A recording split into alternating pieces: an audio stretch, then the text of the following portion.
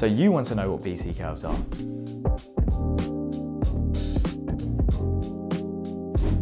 VC stands for vibration criteria.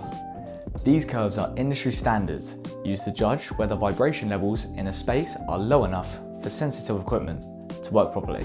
But what does it look like?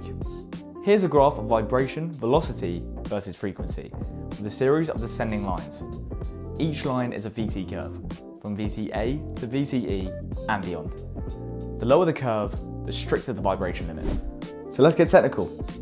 VC curves are based on RMS vibration velocity, measured in micrometers per second. For example, VCA allows up to 50 micrometers per second, fine for most human comfort applications. But VCE is much lower, as needed for highly sensitive lab equipment, like electron microscopes. But why do we use them? Well, different environments need different vibration limits. An office building doesn't need the same vibration control as a semiconductor lab. VC curves give engineers a clear benchmark when designing, testing, or assessing spaces. So VC curves, now you know.